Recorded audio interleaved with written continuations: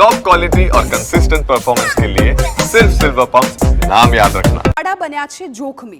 Vavdi road પર two wheeler ચાલક ખાડામાં ખાબક્યો। અંબિકા સોસાયટી પાછળ ખુલ્લા વોંકળામાં ચાલક પડ્યો। ટુ વ્હીલર સાથે વૃદ્ધ ચાલક ખાડામાં ખાબક્યો। વૃદ્ધ ટુ વ્હીલર ચાલકનો માંડ બચાવ થયો। સ્થાનિકોએ દોરડા નાખીને ટુ વ્હીલરને બહાર કાઢ્યું। આવા જોખમી ખાડાઓને લઈને સ્થાનિકોમાં રોષ જોવા મળ્યો। જવાબદારો કોઈનો જીવ જાય તેની શું રાહ જોઈ રહ્યા છે તે સવાલ થઈ રહ્યો છે, કેમ કે રાજ્યમાંથી અનેક શહેરોમાંથી આ પ્રકારના દ્રશ્યો સામે આવ્યા છે। થોડા દિવસ પહેલા મોરબીમાં ટુ વ્હીલર ચાલક એક મહિલાનો વિડીયો પણ સામે આવ્યો હતો। ત્યારબાદ વધુ એક વિડીયો સામે આવ્યો છે કે એક વ્યક્તિ ખાડાને કારણે માંડ પોતાનો જીવ બચાવે છે।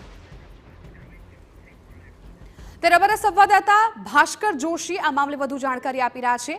ભાસ્કર, અત્યારે મોરબીમાં વરસાદની જે સ્થિતિ છે, ખાસ તો રોડ રસ્તા પર લોકોને પસાર થવું હોય તો જીવના જોખમે પસાર થવું પડે છે।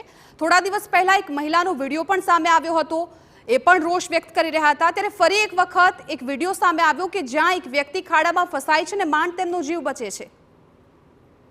ચોક્કસથી જ્યારથી ચોમાસાની શરૂઆત થઈ છે ત્યારથી મોરબીમાં સતત તંત્રની પોલ ખોલી રહ્યા હોય તે પ્રકારના દ્રશ્યો સામે આવી રહ્યા છે। જેમાં થોડા દિવસ પહેલા પણ એક મહિલા છે તે પોતાના બાળકને સ્કૂલે લઈને ઘરે જતી હતી, તે દરમિયાન ખાડામાં ફસડાઈ પડી હતી, તે વિડીયો વાયરલ થયો। ત્યારબાદ ફરી એકવાર જે મોરબીનો વાવડી રોડ છે ત્યાંના ખુલ્લા વોકડામાં એક બાઇક સવાર વૃદ્ધ છે તે વોકડામાં ખાબક્યા હતા અને આખું બાઇક છે તે વોકડામાં ડૂબી ગયું હતું। અને જે વિડીયો સામે આવી રહ્યો છે તેમાં સ્થાનિકો છે તે આ બાઇકને દોરડાથી ખેંચીને બહાર કાઢી રહ્યા છે। ત્યારે આ પ્રકારના જે વિડીયો છે તેની ગંભીરતા સમજીને હજુ સુધી પણ મોરબીના કોઈ પણ નેતાઓ હોય કે મોરબી મહાનગરપાલિકાના જે પદાધિકારીઓ અધિકારીઓ હોય આ જે ખાડા પૂરવાની અને ખુલ્લા વોકડા છે તેને પેક કરવા માટેની કોઈ પણ કામગીરી કરવું નથી। ત્યારે સ્થાનિકોમાં પ્રશ્ન ઉઠી રહ્યો છે કે જ્યારે કોઈનો જીવ જાય ત્યારબાદ જ તંત્ર જાગશે કે કેમ, એ મામલે પણ હાલ સવાલ ઉઠી રહ્યો છે। જી બિલકુલ ભાસ્કર, આભાર સમગ્ર માહિતી બદલ। તો આ દ્રશ્યોમાં પણ આપ જોઈ શકો છો કે આખું